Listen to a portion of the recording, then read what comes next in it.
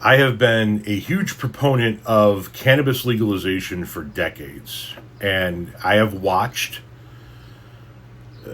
Democratic politicians talk about reclassification and legalization, but never actually get it done on the federal level and never actually get it done. And recently, been paying attention to Donald Trump's conversations, his words about the legalization or reclassification, I should say, of cannabis, and thought maybe he might actually do something good. Maybe he might do something positive that I can give him some praise for. This is what they came up with. Trump reclassifies state licensed medical marijuana as a less dangerous drug in a, what this article is calling, an historic shift. President Donald Trump's acting attorney general on Thursday signed an order reclassifying state licensed medical marijuana as a less dangerous drug, a major policy shift long sought by advocates who said cannabis should never have been treated like heroin by the federal government. The order, signed by Todd Blanche, does not legalize marijuana for medical or recreational use under U.S. law, but it does change the way it's regulated, shifting licensed medical marijuana from Schedule 1, reserved for drugs with medical use with high potential for abuse, to the less strictly regulated Schedule 3. It also gives licensed medical marijuana operators a major tax break and eases some barriers to researching cannabis. Trump told his administration in December to work as quickly as possible to reclassify marijuana. On Saturday, as the Republican president signed an unrelated executive order about psychedelics, he seemed to express frustration that it was taking so long. Blanche said Thursday that the Department of Justice was, quote, delivering on President Trump's promise, end quote, to expand America's access to medical treatment options. This rescheduling action allows for research on the safety and efficacy of the substance, ultimately providing patients with better care and doctors with more reliable information, he said in a statement. Blanche's action largely legitimizes medical marijuana programs in the 40 states that have adopted them. It sets up the expedited system for state-licensed medical marijuana producers and distributors to register with the U.S. Drug Enforcement Administration.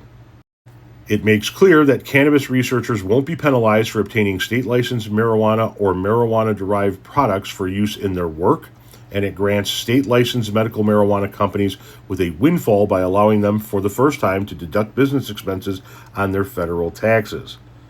Any marijuana-derived medicine approved by the FDA is similarly listed in the Schedule 3, it said. The order represents a major policy shift for the U.S. government, which has continued its longstanding marijuana prohibition dating back to the Marijuana Tax Act of 1937, even as nearly all the states have approved cannabis use in some form.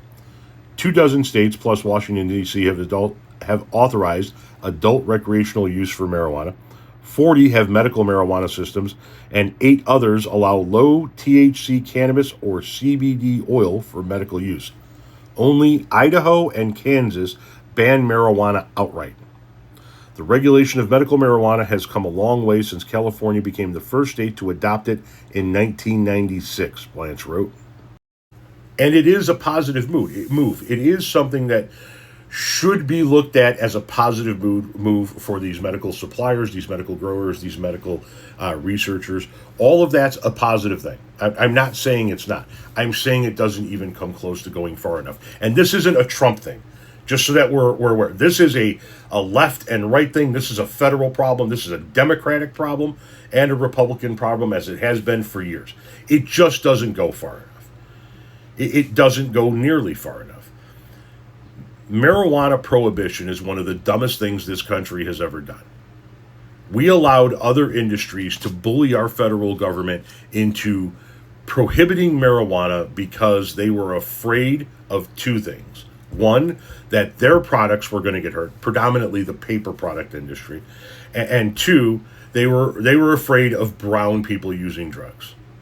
That's what it boils down to. I can show you all of the research I've done for my third book, which I haven't written on anything in a couple of years. I'm still stuck on 19,000 words. I haven't done anything in a hot minute, but it's about the history of marijuana in this country. And people in the United States first started getting freaked out about marijuana when Mexican immigrants started coming into this country decades and decades and decades ago, and they brought with them things from their culture, one of which was marijuana. And then it became a problem in the black community in places like New Orleans and the jazz community, and it didn't become a white problem until the beatniks started smoking it. It was always a drug that they thought, well, look at all of those folks of color that smoke this. They're zombies, they're criminals, they're this, they're that. Anyway, this doesn't go far enough. We need a full reclassification of marijuana. Why is it medical marijuana is a less dangerous drug, but not recreational marijuana?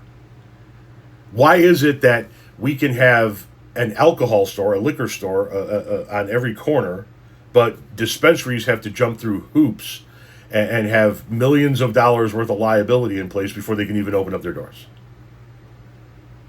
It is a step in the right direction, and I do applaud the Trump administration for at least taking this step. But from an overall standpoint, it doesn't come close to fixing the problem. It doesn't come close to going far enough.